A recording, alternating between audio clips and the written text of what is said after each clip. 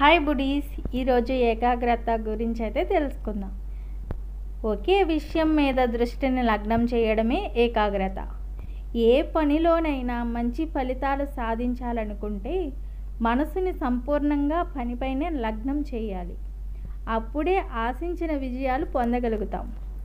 సామాన్య మానవుడు సైతం ఏకాగ్రత చిత్తుడైనప్పుడు ప్రపంచక విషయాల్లో, సాహిత్యంలో, ఆధ్యాత్మిక విషయాల్లో అద్భుతమైన కార్యాలు సాధించగలుగుతాడు.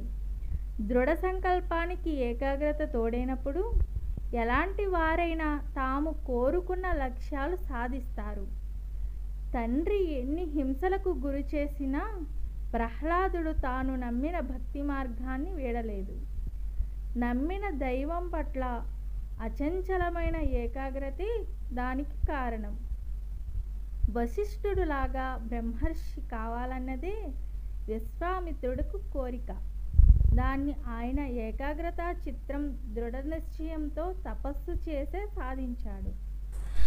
తన పూర్వీకులకు పుణ్యలోకాలు ప్రాప్తింపచేయాలన్న లక్ష్యం భగీరథుడిది.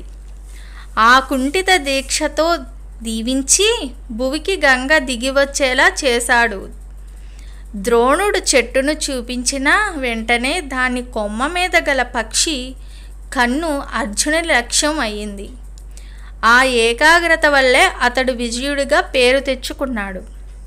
భోజనం చేస్తున్నప్పుడు భోజనం చేస్తున్నానన్న ఎరుకతో ఉండాలి. ఇలా ప్రతి పనిని ఎరుకతో చేయడం వల్ల ఏకాగ్రత పెరుగుతుంది. ప్రపంచక విషయాల్లో మునిగి తేలుతున్న మనసుకు నిశ్చలత ఉండదు. దాన్ని నియంత్రించడానికి ఏకాగ్రత ఒక సాధనమని చెబుతారు.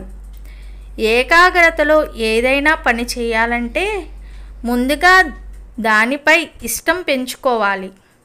దృఢమైన సంకల్పంతో మనిషి ఎప్పుడైతే సర్వశక్తుల్ని ఒక పని మీద కేంద్రీకరిస్తాడో అప్పుడే అతడు విజయవంతంగా పూర్తి చేయగలుగుతాడు.